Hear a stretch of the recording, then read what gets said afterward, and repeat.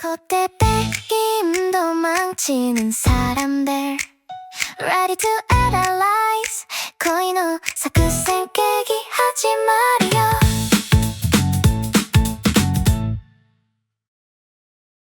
다들 이런 적 있으세요? 분명 어제까지는 심장 떨려서 잠도 못 잤는데 오늘 아침 그 사람 프사 보고 갑자기 별로네 싶었던 적. 그거 지금 저한테 묻는 거예요? 시청자한테 묻는 거예요? 둘 다요. 오빠도 분명 있을 거잖아요. 있긴 있죠. 근데 그게 오늘 작전회의 주제예요? 네, 오늘은 정식으로 연애 작전 회의를 시작합니다. 코드네임 도망치는 사람들. 첩보영화 작전실 같은데요? 맞아요. 우리 머릿속에는 사실 비밀 작전실이 하나 있어요. 호감 가는 사람이 생기면 그 사람 데이터를 입력하고 이별했을 때 데미지부터 시뮬레이션 돌리는 작전실이요. 그러니까 좋아하기도 전에 이미 손절 시나리오부터 짜놓는다는 거죠? 정확해요. 그 시나리오가 한 줄이라도 마음에 안 들면 작전은 그날로 폐기해요. 무섭네요.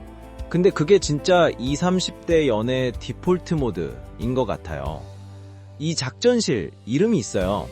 심리학에서는 회피형 애착이라고 부르는데 저는 그것보다 감정 손익계산서라고 부르고 싶어요. 손익계산서요? 호감을 자산으로, 상처를 부채로 잡는 거죠.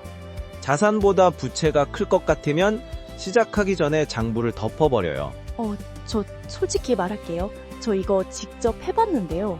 저 진짜 어이가 없어서 작년에 소개팅 들어왔을 때 상대방 프사를 10번도 더 캡처해서 친구들한테 돌렸거든요. 괜찮은 사람인지 물어본 거예요? 아니요. 이 사람이 나중에 날 어떻게 차버릴지 미리 점쳐달라고 한 거였어요. 그게 바로 부채 계산이에요. 자산이 들어오기도 전에 부채부터 계산한 거죠. 여러분은 이런 상황이면 어떻게 하실 것 같아요? 호감이 생긴 순간 머릿속에 가장 먼저 떠오르는 게 설렘인지 리스크인지요? 사실 이 시점에 우리는 큰 비유 하나를 떠올려야 해요. 비유요? 뭔데요? 연애를 금융상품으로 보는 비유예요. 가성비요? 네, 적금이냐 주식이냐 코인이냐. 요즘 20, 30대들은 사람을 만날 때 이 사람은 적금형인가 코인형인가를 본능적으로 계산해요. 적금형은 안전한데 수익률 낮고 코인형은 짜릿한데 휴지 조각 될 수 있고. 정확해요. 근데 문제는 안전한 적금형을 만나도 도망치고 짜릿한 코인형을 만나도 도망쳐요. 왜요? 적금형이면 안전한 거잖아요. 너무 안전해서 도망쳐요. 이건 내 인생 그래프를 절대 안 흔들 거야 라는 확신이 들면 그 순간 정이 떨어져요. 그럼 코인형은요? 이거 잘못 들고 있다가 마음 전 재산 날리겠다 싶어서 도망쳐요. 어떻게 해요, 그럼? 어느 쪽이든 도망친다는 거잖아요. 그래서 우리는 사람을 안 만나는 게 아니라 사람을 심사 만나고 있는 거예요. 근데 아직 더 충격적인 게 남았어요. 뭔데요? 우리가 도망치는 진짜 이유는 그 사람이 별로여서가 아니라는 거예요. 그럼요? 그 사람이 날 진짜로 좋아할까봐 도망쳐요. 잠깐만요. 그거 좀 찔리네요? 호감의 시작 단계, 그러니까 썸은 일종의 안전지대예요. 메신저 일십 한 번에 얘 별로네? 하고 마음 접을 수 있고 프사 한 번 바뀐 거에 나한테 보내는 신호인가? 하면서 혼자 줄다리기 할 수 있는 책임 제로의 놀이조죠. 그러다 상대가 우리 사귈래? 하는 순간 안전지대 종료. 그 순간 작전실에 비상벨이 울려요. 단점 스캐너 가동. 단점 스캐너요? 네. 그동안 안 보이던 그 사람의 단점이 갑자기 10배 확대돼서 보여요. 신발끈 묶는 자세가 이상하다거나 카톡 말투에 마침표를 안 찍는다거나. 저 그거 진짜 해봤어요. 어떤 분이 저한테 진심으로 다가오는데 그분 손톱이 신경 쓰이기 시작했거든요. 처음에는 손이 이쁘다고 생각했는데 사귀자는 말 듣고 나서 갑자기 손톱 모양이 마음에 안 드는 거예요. 그게 단점 스캐너예요.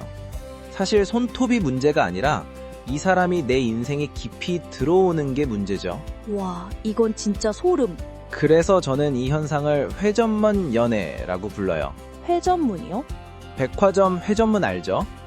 들어가는 사람과 나가는 사람을 같은 문을 쓰지만 절대 안 부딪혀요. 우리는 호감 가는 사람을 회전문 안에 들여놓고 한 칸만 더 들어오면 바로 다음 칸으로 빠져나가요. 가까워지지도 멀어지지도 않은 채로 빙글빙글. 그게 우리가 말하는 썸의 진짜 정체네요. 근데 여기서 진짜 반전이 있거든요. 이 회전문 사실은 우리가 처음 만든 게 아니에요. 네? 그럼 누가 만든 건데요? 이건 해석이 갈리는 부분이에요. 조심스럽게 말하면 우리 세대가 실패를 다루는 방식 자체가 달라졌어요. 부모 세대는 실패를 경험으로 봤지만 우리는 실패를 낙인으로 봐요. 낙인이요? SNS 시대에는 이별이 더 이상 사적인 사건이 아니에요. 친구들 단톡방에 알려지고 인스타 스토리에서 흔적이 발견되고 공동 팔로워들이 눈치채요. 헤어짐이 데이터로 박제돼요. 그래서 시작하기 전에 이별 시나리오부터 돌려보는 거네요. 박제될 데이터를 미리 줄여놓으려고. 그게 바로 2세대 연애의 가장 슬픈 모순이에요. 상처받기 싫어서 연애를 안 하는 게 아니라 상처받은 나를 남들한테 들키기 싫어서 사랑을 안 하는 거예요. 잠깐, 이건 진짜 찔리는 부분인데 저 사실 누가 저한테 호감 보였을 때 가장 먼저 한 게 친구한테 이 사람 인스타 아이디 좀 봐줘 였어요.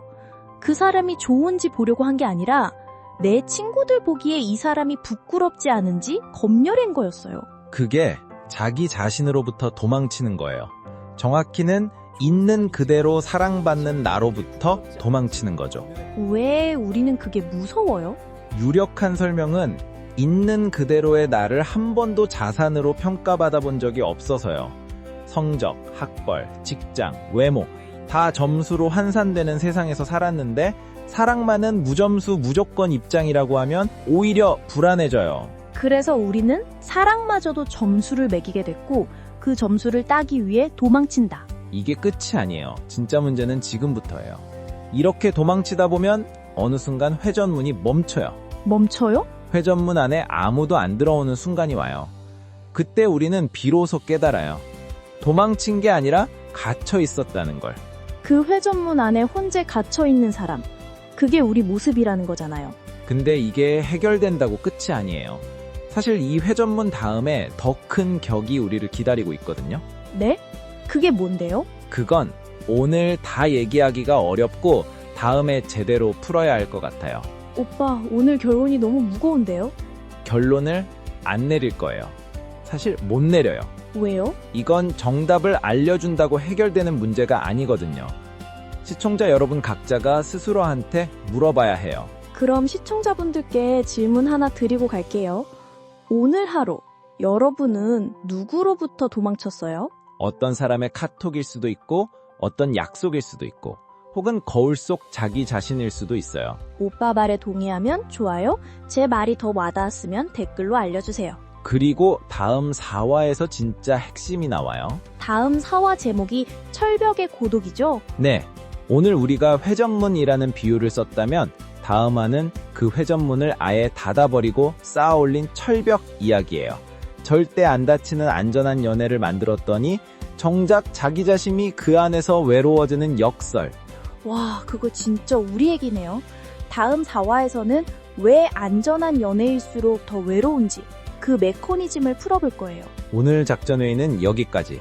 회전문 한 칸쯤은 다음 사람한테 양보해보는 일주일 보내요. 저는 오늘 밤 작전실 불부터 꺼볼게요. 견해노 아이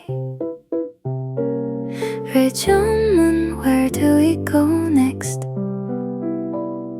あなたの答えは